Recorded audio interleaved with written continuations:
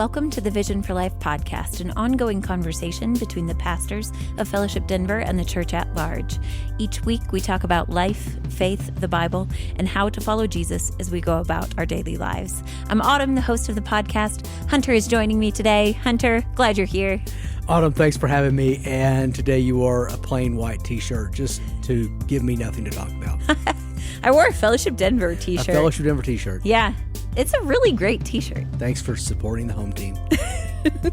I and many, many other people have this t-shirt. So happy to support Fellowship Denver Church today on this podcast. I've never worn a Fellowship Denver t-shirt in my life because I just don't wear t-shirts very much. I mean, I have worn one, but only to you have worn one. Yeah, to like work out, or maybe mow the yard. Mm-hmm. Yeah. Well, if you're going to wear a t-shirt, I think this is a good one. That's a good one to wear. The design is great. Yep. I like it. Other people have commented on it. Not you. You don't seem to be impressed by it. But this t-shirt, designed by our very own Adam Englund, has encouraged comments from other people. It's had a long life. Who say that they like it, like the design. So, yes. Well, since you get to do the wardrobe check-in, how was football this weekend?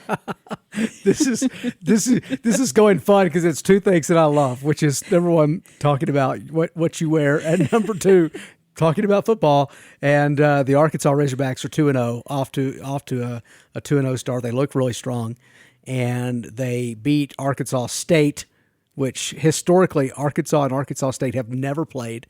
This is the first time they've ever played football against each other in the history of the state of Arkansas.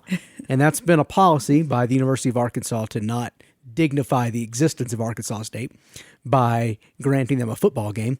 But finally we did. I think some legislators got involved or something, and finally we granted them a game, and then we just whooped them just to make a point. So there it is.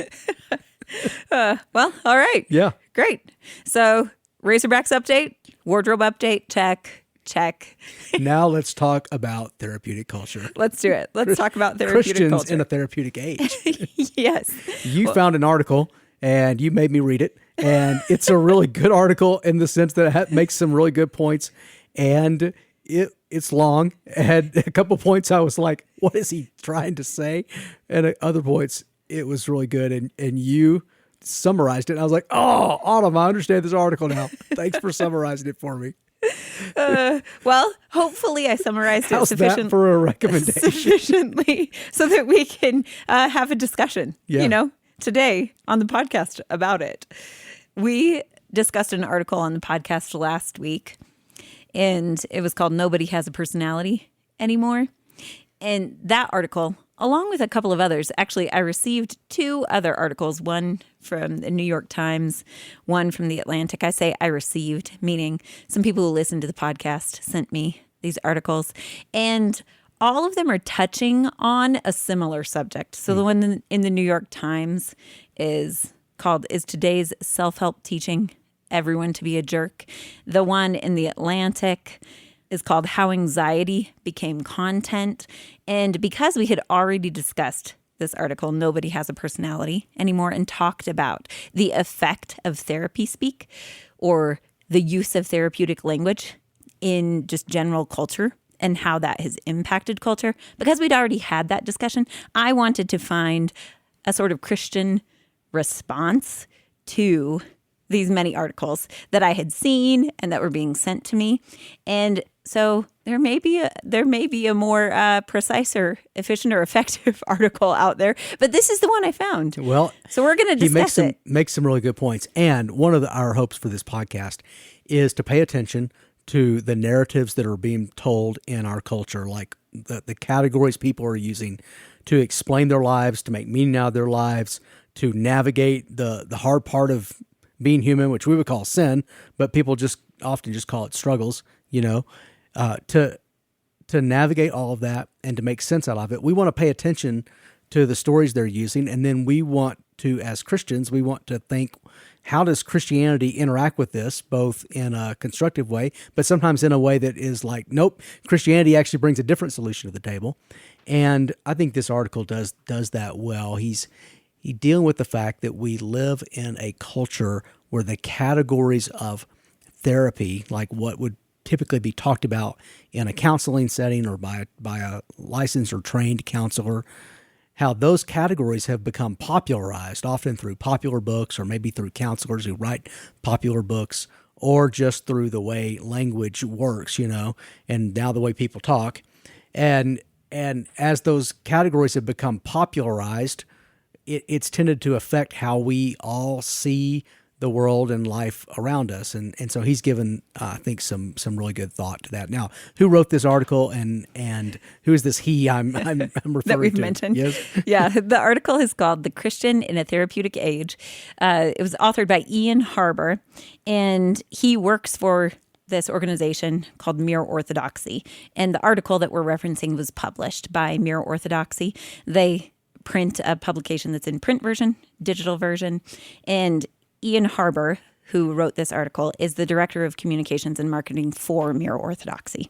And then he wrote this article along with several others that have been published in Mere Orthodoxy. Okay, here's the big idea. Everyday language now borrows heavily from psychology. And so we use words like trauma, or you've triggered me, or I need to keep my boundaries, or you're a narcissist. I think we talked about this last week, how it's hard for you to get guests on the podcast because of your narcissism. Mm-hmm. Or we talk about self-care. This language is just part of the way we talk now. And he's noticing that a lot of this language describes real conditions. And so he's trying to be very careful to go, hey, I'm not saying that narcissism isn't a real thing and that's a problem. Or I'm not saying that some people aren't legitimately OCD or have not suffered trauma and they need therapy for trauma. But rather, he's asking the question, what happens when that kind of jumps the boundaries from just existing in a therapeutic context to just being the way people think and the way people navigate the world? And he's concerned that that not only trivializes the real disorders that happen, but it also shifts the way we think about ourselves in some ways that aren't helpful. Yeah, he says in the article, which I appreciate right at the beginning, the important thing to say is that these mental ailments are real, which is why it's almost impossible to write a critique of a therapeutic culture without sounding like you're diminishing the reality of these experiences. And he goes on to say, in no way do I wish to say that these things aren't legitimate. They are.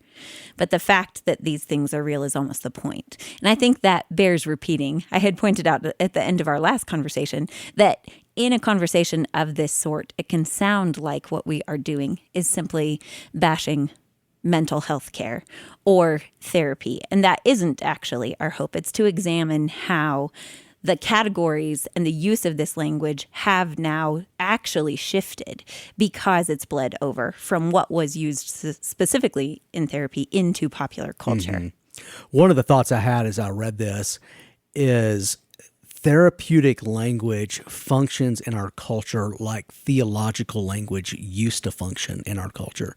So if we could go back 100 years, what we would find is, of course, theology is something that like theologians, quote, theologians do, or maybe is done in the academy, or it's done by, professionals in the church. They do theology, but the general populace is pretty well versed in biblical and theological language. And I think that's how biblical language was meant to function. It was not meant to be a technical jargon that only a few educated elites understand. Rather, biblical language was meant to be for everybody to understand. It's the way people, Christians, think about life. And so a theology professor and a common believer could both have a conversation about what sin is or how sin manifests. Even an unbeliever would have some category of what sin is. And so theological language, or language that was drawn from the biblical worldview, was the categories that everybody just kind of used to make sense of life. It wasn't like this specialized thing that was only for a few people who it happens to apply to. And under that worldview, and if we lived in that world, then therapy would have a function. It would just be kind of like medicine. It would be something that some people need in some circumstances and is practiced by a trained group of professionals who are well versed in that. So we all think theologically, and sometimes you have a condition or you're suffering from an ailment that needs a therapeutic treatment or needs a psychological treatment, and you go to a professional and you get help with that, right? Instead, what happens today is this therapeutic language has become popularized. It has become the lingua franca. It's become the language everyone speaks. It's become the categories that everyone uses to think through. And theology is now seen as the language of the specialist, or the thing that's only for some people. And so it's like, well, theology is good if that's helpful for you, but that's not for everybody. What's for everybody is this therapeutic language. So it's almost the opposite of what culture would have been, 100 years ago. And I think that's a bad trade. I think we've been hurt in that trade. The way God designed us is that the biblical language that we might call theological language, that's supposed to be the language everyone speaks, the categories everyone has. And these other things, these other more specialized fields of knowledge are applicable to some people at some points, but they're not the categories everyone thinks through. So you're saying there's almost been an inversion. Yep. Previously, right. the theological categories would have been the bigger category or the macro category, and the language then within that was the shared language. And that's so important for the way that we understand each other and relate to each other. And therapy, you said within that paradigm, would have been a smaller or micro or more specialized language. And so what you described is now an inversion. This therapeutic language is the way that we understand each other, and that impacts how we relate to each other then, and how we understand each other and perceive ourselves and each other. And theology, in being relegated to being the micro category or the specialized category, then almost functions in that same way. There could perhaps, if we extrapolate that one step further, then the perception could be, well, if this therapeutic world isn't sufficient or isn't working for you, then maybe you also need religion. And that's so right. Perhaps you could go seek the help of someone who knows a bit of theology or understands that. I recently saw a Christian writer who's been partly responsible for, I think, popularizing the category of narcissism, taking it from out of a clinical setting and putting it more into a popular setting. That he wrote a book where, anyone could kind of use narcissism to diagnose it in their relationships. And I saw something he wrote recently. I'll have to go pull it up. And he was kind of reflecting critically on that, saying, I think this has had some unintended consequences where narcissism is getting tossed around in ways that I'm not sure it's being used accurately. And I think we need to step back and start using the category of character. So I found that fascinating, because what we had was a therapist who was basically saying, hey, who has been responsible for popularizing therapeutic language, now saying, maybe that therapeutic language should stay in a therapeutic setting. And what we really need is this more general theological term that he was calling character. And that would be a better term to equip the masses with. It. I think that's a right instinct. And I wish he had had that instinct before he popularized narcissism. I see this play out in my own home. I have 2 teenagers. They're not throwing around the word narcissist. They're not calling me a narcissist like you just did a moment ago. Yeah. In terms of our podcast guest. Yeah. But that's good. They live in this world of young people, the way that they speak. And so rather than when my oldest, for instance, is irritated that one of her younger siblings has done something with her things, even if it is the most minor infraction, then she could attribute her response not to being impatient or selfish, but to the fact that she has OCD about her things. And so it truly is like, it just becomes what our young people have adopted and the way that they begin to understand things. So I mentioned the article we discussed last week. Some of the points that these articles are making, including this one that we're discussing today, written by Ian Harbour, I actually see this playing out in my life, in my home. It's interesting. Yeah. Okay. He then goes from that observation into unpacking some of the effects of a therapeutic culture on how people think. And you're starting to hint at that. But I think it would be good if you would give us a couple of the bullet points on how this affects our culture. Yeah. One of the effects that Ian Harbour points out is that when we adopt this kind of language and understand ourselves and each other through these categories, that it encourages an inward focus. So the attention then is put onto ourselves, and not in a way that says, I probably need to work on this area or grow in my character, Right. But in a way that says, I probably can find a label or a diagnosis to explain why I struggle with whatever this is. Not that this is the effect of sin in my life, but that probably there is someone or something or some condition that is the cause of my reaction or of this particular struggle.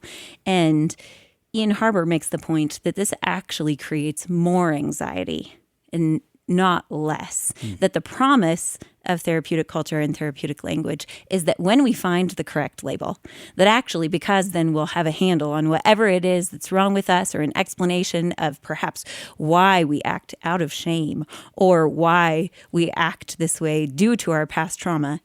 And he's pointing out that that promise is actually empty, that that's not bearing out. And that's what these other articles are noting too, that instead we culture-wide are becoming more anxious.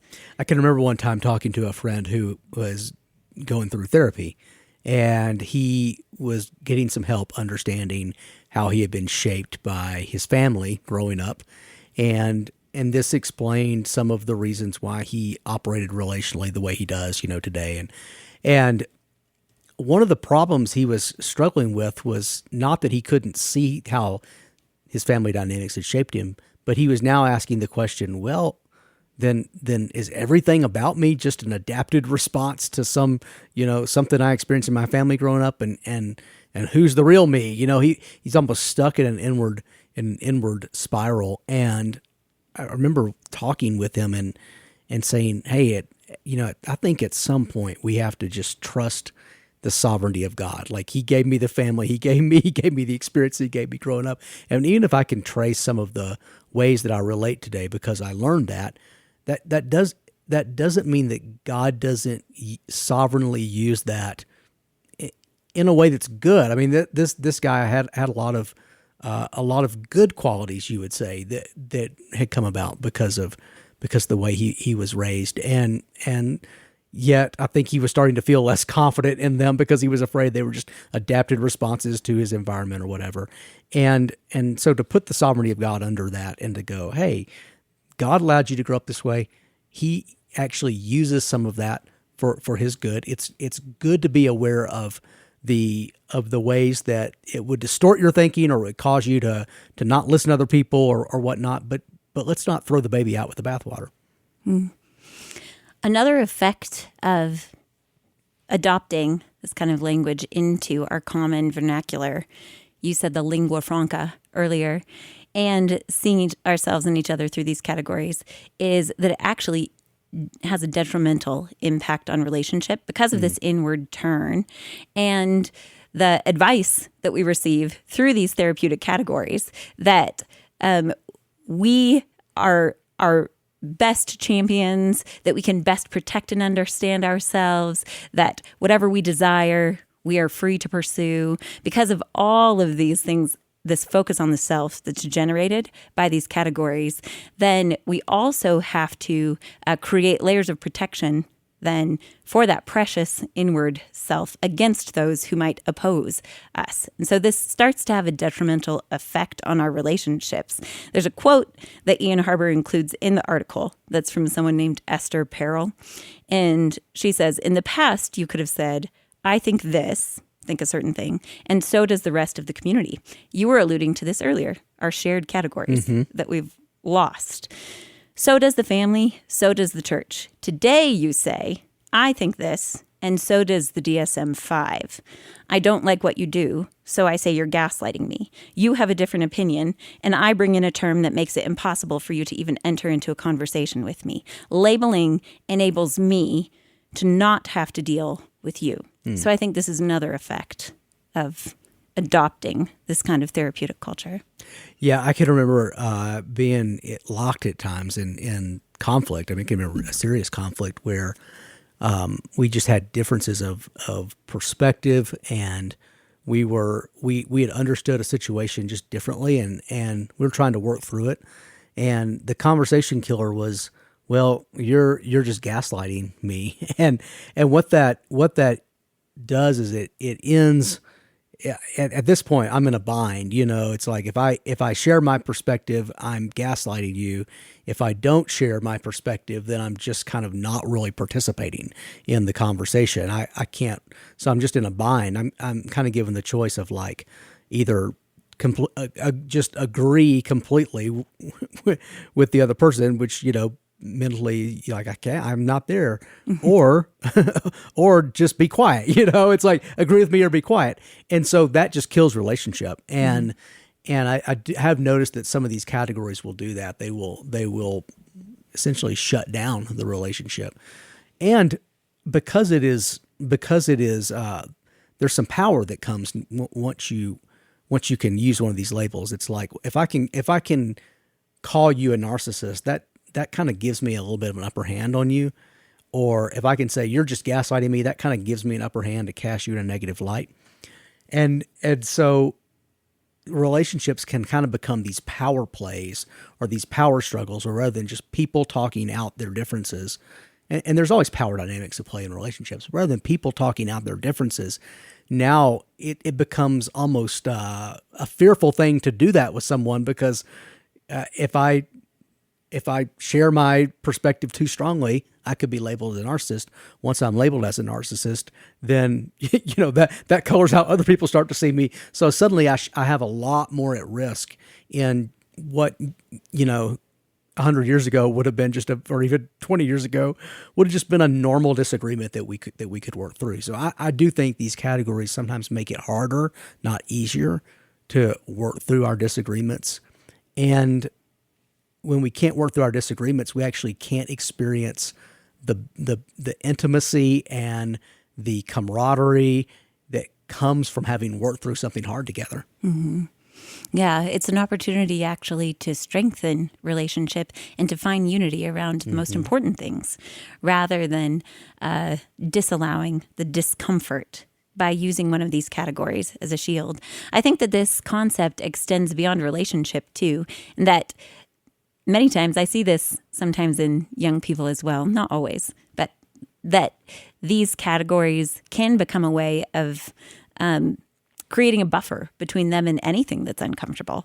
So it requires discomfort and work to grow, but sometimes the therapeutic categories or the labels that we assume, or that I see this sometimes that young people assume, actually give them an out or allow them to create a buffer between them and whatever this uncomfortable situation is. And it's because they've adopted it not only as a label, but as a part of their identity.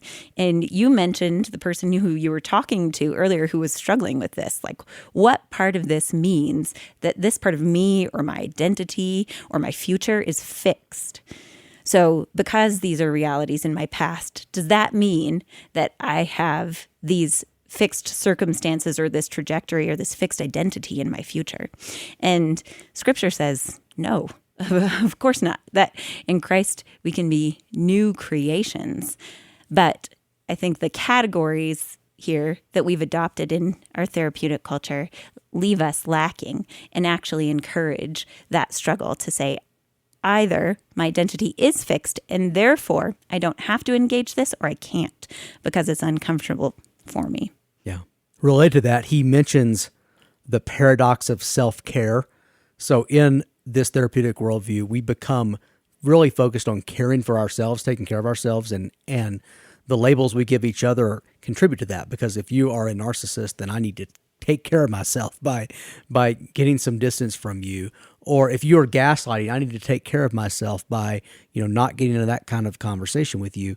And so in the name of caring for ourselves, we often cut ourselves off from other people, or even just, I feel like I'm overcommitted. And so I've got to care for myself by not, by not committing to more, which means I'm actually caring for myself usually means withdrawing relationally into my own space or getting some distance from the world and from space. And then we kind of go, well, I'm now I'm lonely.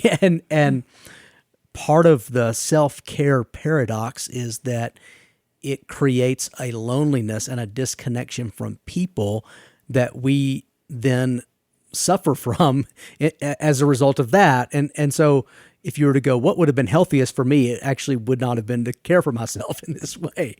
So there's this paradox. In the name of self-care, we end up hurting ourselves or just cutting ourselves off. Well, Ian Harbour wraps up the article by saying there is a way to respond to this kind of effect that we see in culture, to the impact in our own lives, in a Christian way. So what does he propose as a Christian response? Or perhaps I should ask, what would you propose, Hunter, as a Christian response? Well, let's talk about what he proposes. He proposes 3 Christian responses, and they are occupy a different existential space, embody a different story, and cultivate a different life. And I laughed as I read this because, number one, I know what he means by all of these things. And I've read some of Ian's work previously, and he often focuses in on the theme of story in his work, which is also a theme I focus in on my preaching, which is a story is how you make sense of facts as you're experiencing them. So none of us just experience life as mere events that happen, but we try to piece them together into some framework that makes sense out of them. We tell ourselves what they mean, and that's called a story. And so I know what he means, and he often writes about this. An existential space is like what is most real as it exists, and that's basically God exist above me. I'm a human being made in the image of God, and he exists above me, and I'm under his care. That's an existential question. And then cultivate a different life is the whole practice of the Christian life. But the reason I laughed as I read this is like I used to preach sermons like this. I would preach sermons like, point number 1, you need a different existential space. And point number 2, you need a different story. And point number 3, you need a whole different life. And then I had this one guy at our church who would always come up to me. And we had several conversations where he would be like, your sermons are thought-provoking, but they don't really put boots on the ground. I don't really know what to do. And I had that guy's voice in my head as I was reading through this. So I thought, man, it's true. I know what he says. And I'm not sure I know what to do with it. Well, then. Sorry, Ian. To the second part of my question then. So what would you propose as a Christian response? Well, essentially, all 3 of these things are like, be a Christian, have a Christian worldview, have a Christian view of history, and live out all the teachings of Christianity. It's just, but I mean, that's it, right? Be a Christian. Now, if we were to try to put some boots on the ground with what that means, I think that people who make Christian commitments, and they make Christian commitments in terms of the story they're going to absorb. Practically, that means they're going to absorb the story of the Bible. They're going to read it, they're going to study it, they're going to try to see all of life through the lens of the Bible. So let's put boots on the ground. They're going to take the theology classes that their church is offering. They're going to sit under the sermons that explain the Bible. They're going to gather in groups with people and discuss the Bible and discuss the sermon that was preached. They're going to incorporate into their reading books that help them understand a Christian worldview. That just these kinds of practices are how we occupy a different existential space and cultivate a different life and embody a different story. I was sitting with a couple last night having dinner, and they were describing some commitments they have made in their family. Their social world is not very Christian. And so most of their Christian relationships exist in the church, and outside of the church, most of their relationships are not with other believers. And I think commendably, they are committed to being in relationship with people who aren't believers. This shows up in the school that their child goes to. It's a good like academic school, but not from a particularly Christian worldview. And this shows up in their family relationships. This shows up in their neighborhood, their friend relationships. They were kind of They were just kind of tell me about a decision they recently had to make about a sports league for a sport their daughter plays, and that there was a bunch of people that in their social world that were forming this new sports league, and it was going to primarily have games on Sunday morning, and they said, you know what, we're just committed to being part of the church.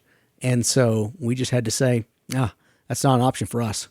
And that's boots on the ground, cultivate a different life and occupying a different existential space and embodying a different story. They are literally connecting the dots between these big ideas and what their life looks like, which is, hey, no matter how much we say we believe in Jesus and we want our daughter to grow up understanding herself as created in the image of God, and we need her to see herself as a sinner, and we want her to come to faith in Jesus. No matter how much we say we believe that, if the rhythms and the practices of our life don't say that that's really important to us, it's a priority, then it's less likely that we're going to actually weave that into our family's life. We're going to be de facto shaped by other things. I just thought, man, that's a real tangible example of doing some of what he's talking about. They want their daughter to be involved in the children's programming that you put on at church, and they want to serve in the body of Christ. And they want to be under the teaching. They want to be gathered with the worship, and they want to be shaped by that Christian story. Now, does this mean I think every Christian has to say automatically no to any league that might have a game, on a Sunday morning? I'm not going to legislate that for people, but I think they are taking seriously this idea that the world we live in is telling a different story, and we're going to have to actually embody. I appreciate that he used that word, embody a different story. We're not just going to have to tell ourselves a different story in our mind, but we're going to have to actually live it out. And that might mean we don't live the same rhythms that everyone else in the world lives. In that description that you just offered of what it looks like to live a Christian life, to embody this story that you said Ian Harbour is referencing, embody the story of Scripture, the Christian story, you offered up some practices that you said this family is doing and embracing, and that anyone who follows Jesus would be wise to do. I think that those practices do stand in contrast to some of the encouragements that we receive from our therapeutic culture. So one encouragement that we might receive from a therapeutic culture, from social media influencers, or just from peers who we're around who have adopted some of this language, might be to withdraw from certain things, to withdraw from certain people or from certain spaces, to take space, as it were, I need to create some space away from these things. That might be one encouragement, one piece of advice that therapeutic culture offers, or to withdraw and draw a boundary. And I think the difference that I see in what you're saying, you said it initially, commit to Christian things, make these commitments to this way of life and to this story. And I've watched people in the church over many years struggle with how to do that in a world that they think places lots of expectations on them and their time. There's a tendency, or can be a temptation to say, well, these commitments seem to be too big and I don't know how to line them up with the other commitments on my time or the other things I want to pursue or what I want to save time for and give my time to. And so I need to create a boundary and take some space from serving in the church or from gathering during the week with, say, a fellowship group. And so there is, once again, I see this same inversion that we were talking about before in terms of language being true in the way that we choose to live our lives. And so this will require, living this way does require making those commitments first. Mm-hmm. And it doesn't mean, even in the examples you just offered up, not doing any of these other things or pursuing any of those other pursuits. But there is an order in which we're asked to commit our lives. Mm-hmm. Yeah. And if you think about the counterexample to the one I just gave, think about the other families that they're in friendship with. They are occupying a different existential space. And what does that mean?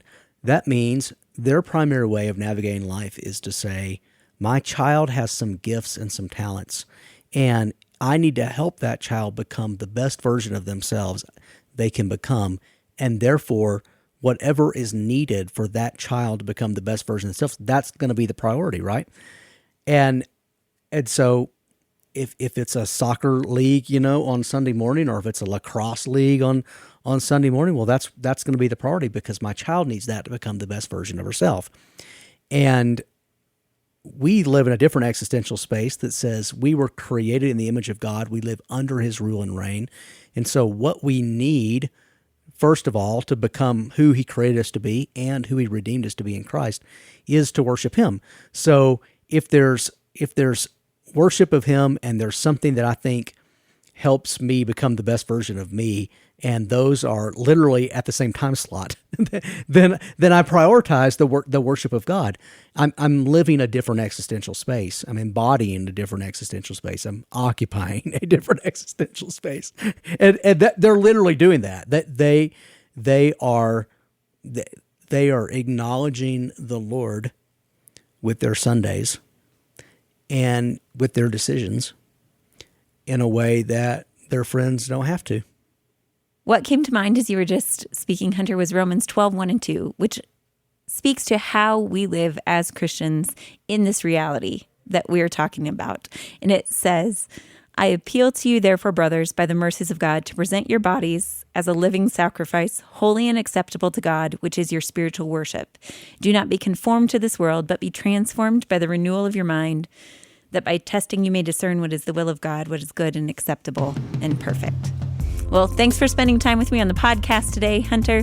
To those of you listening, thank you to the folks who sent in those couple of articles. We love when you engage what we're talking about on the podcast.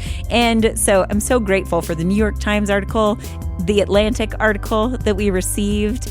And if you have more questions or suggestions, you can send all of that anytime to podcast@fellowshipdenver.org. Thanks for joining us on the Vision for Life podcast. Special thanks to Adam Englund for our theme music, to Jesse Cowan, our producer, and to Judd Connell, who provides transcription for these episodes.